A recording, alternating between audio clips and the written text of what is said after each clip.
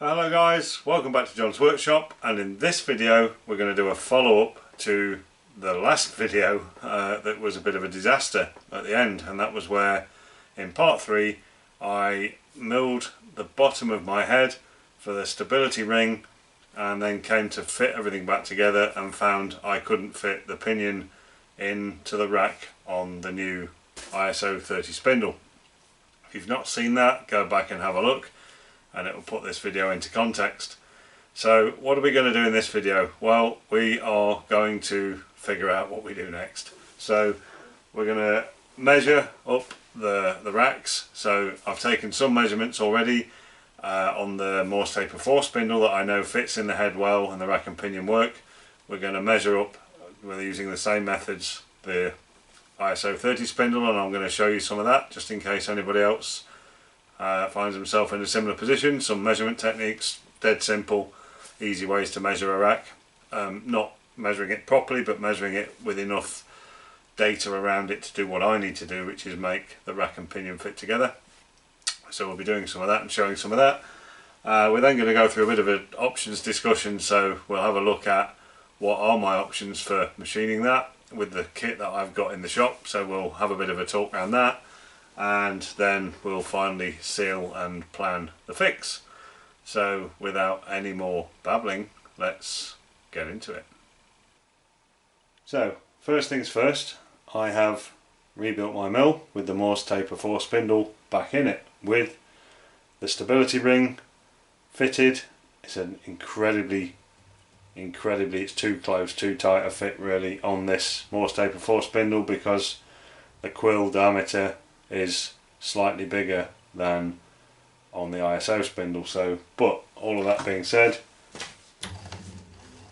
it all sits very nicely, it works. I've got my full quill extension and it seats back up. It does get a bit tight towards the bottom, and that's because, as I said, this ring is a real close fit, but it's loose enough to do the job it needs to do. So that's the first thing. So I've now got my mill back in operation, so when I need to do any rectification work, I've got at least the mill that I can use for some of that potentially. So we'll move to the surface table now and we'll run through some of the dimensional stuff, as I said at the start of the video. So this is my ISO 30 spindle, and ignore the poly bag, that's just there to stop any muck getting into the bearing at the top. And this, as I said at the start, this isn't the proper way to measure to fully define a rack. This is measurements that I'm taking to determine the difference between the positioning of this rack with reference to the centre line of the spindle, as opposed to the positioning of the rack on the Morse Taper 4 spindle quill, again with reference to spindle centre line. And a very easy way of doing it. So I've got some 4mm rolls here, ground drill rod. You know, if you've not got those, use 2 drills of the same shank diameter. Just make sure that the rolls aren't bottoming out in the bottom of the groove, and also that you've gone past centre line within the groove, so that you know you're measuring on the full diameter of the rolls. So 2 of those in there, and basically we're just going to measure across with a micrometer and get our reference dimension that I'm using as a comparison back to the Morse Taper 4, and that's all I need. I just need to know what the difference is. So nice easy way of measuring it. So we're going to do that first. Okay, so we only need 1 roll for this actual measurement, and we're just going to use our 50 to 75 micrometer, and we're measuring this in the exact same way that we measured the Morse Taper 4 spindle, using the same 4mm rolls. It's a bit fiddly, so you need to take your time measuring it, and I'm going to take 2 or 3 goes at this to make sure I'm getting a consistent reading, just to make sure there's no silly mistakes. Yep, I'm getting the same reading.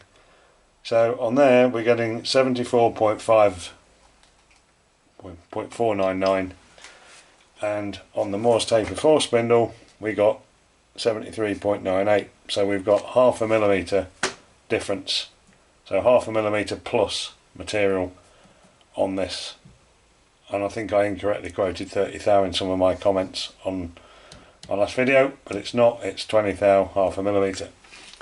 What I'm also going to do is just measure this flat, because this flat there's a flat at the both ends here machined in, and that flat is coincident with the crests of the teeth, so that's all machined at once. So I'm just going to measure that flat, and we're going to compare that back to the measurement I got on the Morse taper 4 as well.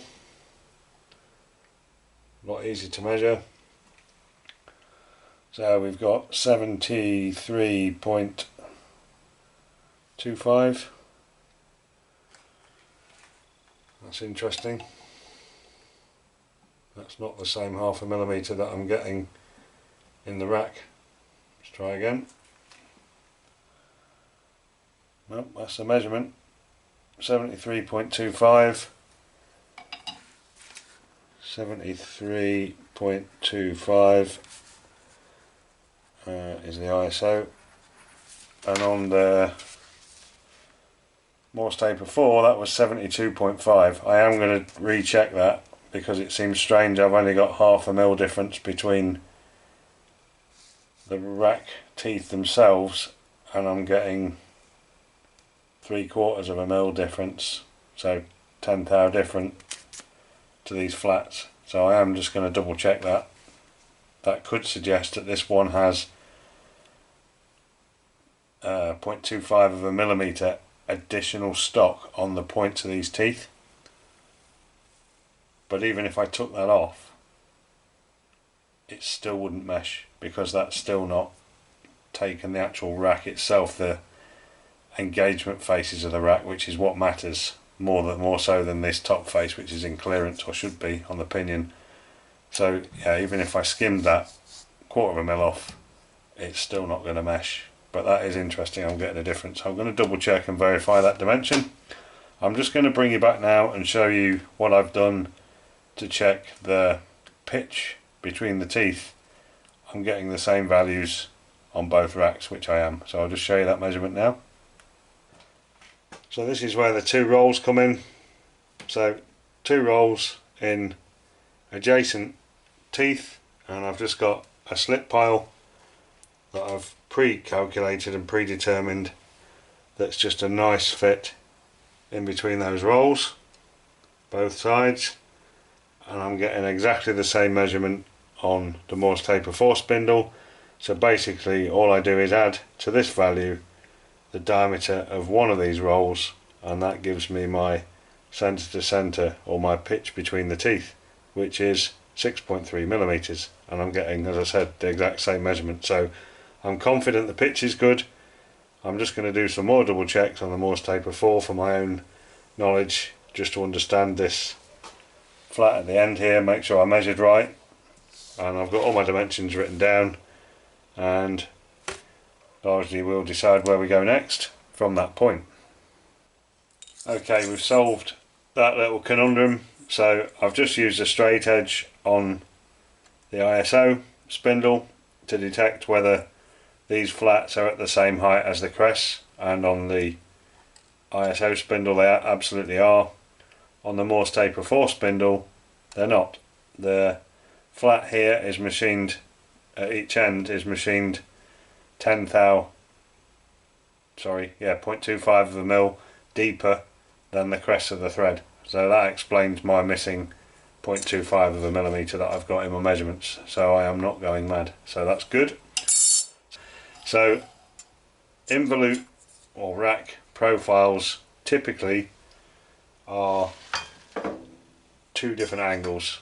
One is 14.5 degrees for the half angle, the other one is 20 degrees, so a bit shallower for the half angle, and I need to determine which one of those two angles these teeth are at.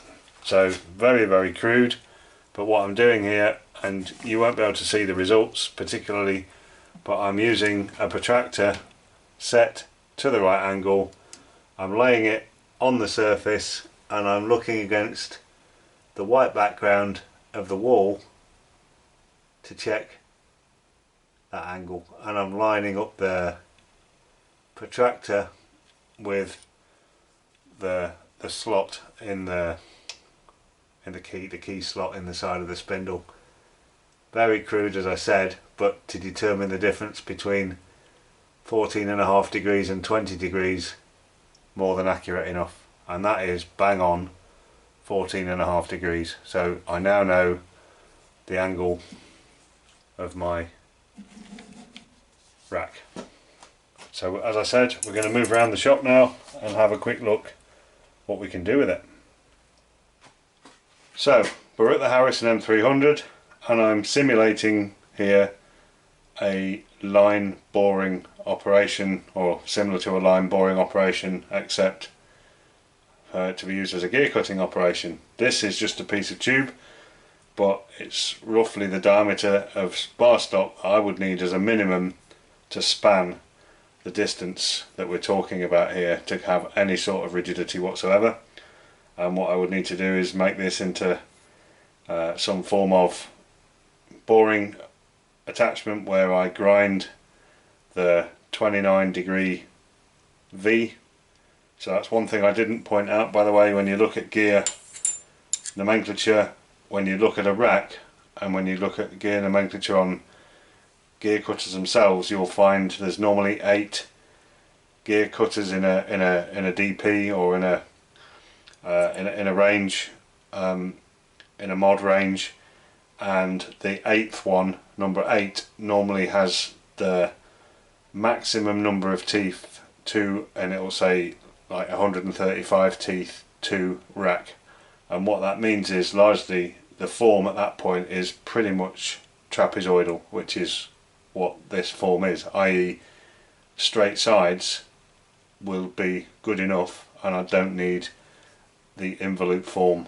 So I could grind up a 29-degree V of the right dimensions, put that through this bar and use it like a line boring operation to move along and recut the rack, obviously using my cross slide to advance the cut past the cutter.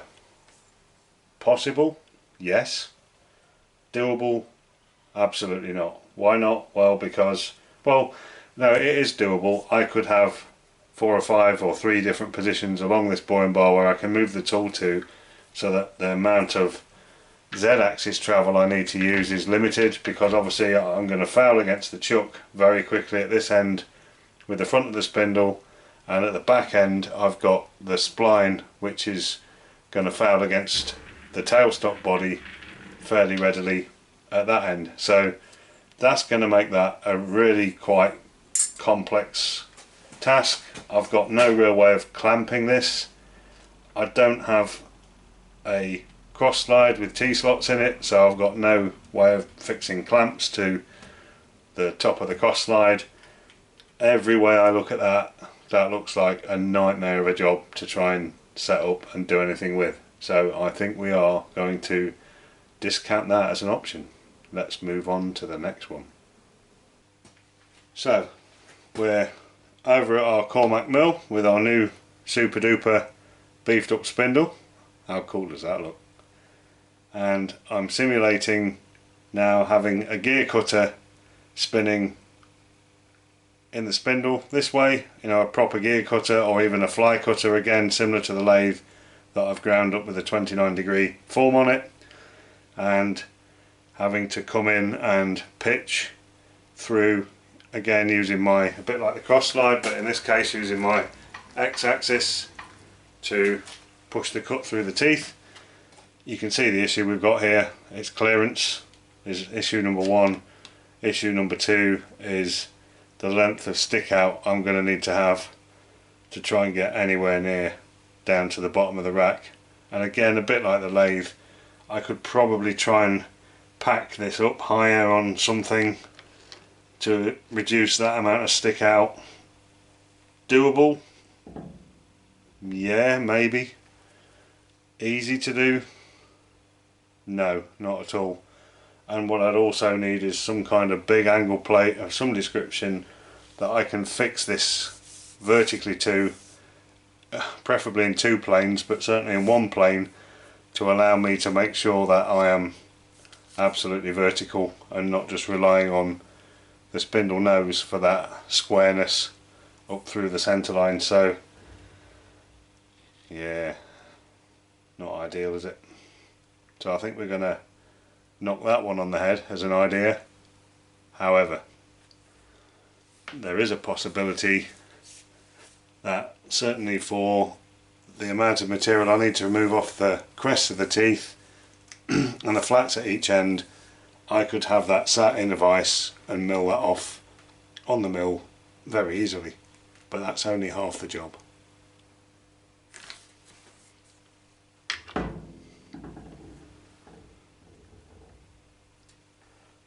Let's move on.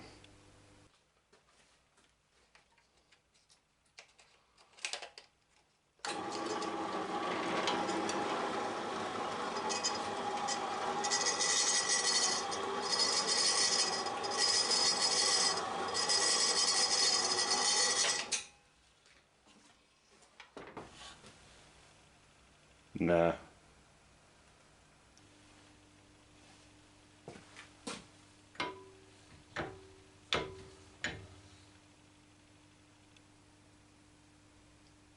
Nah.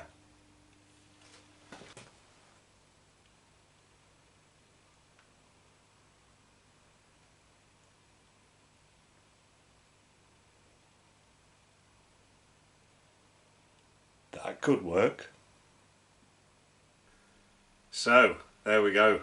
We've been and had a wander round. We've had a look at the rack, so we now know what was causing the problem. It's half a mil different, and the only real way for me to fix that is really properly is to machine the rack, and I want to do it properly. I could probably try and skim some off the OD of the pinion, some off the flat of the rack. That would be dead simple to do.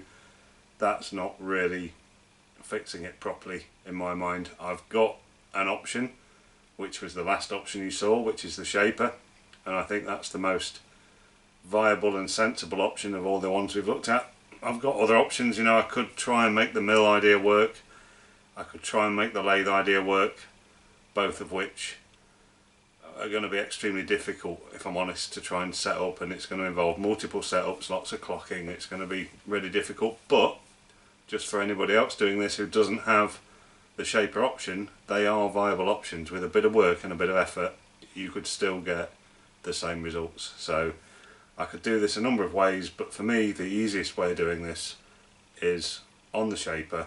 We'll discount the other 2 options that I showed because they were silly.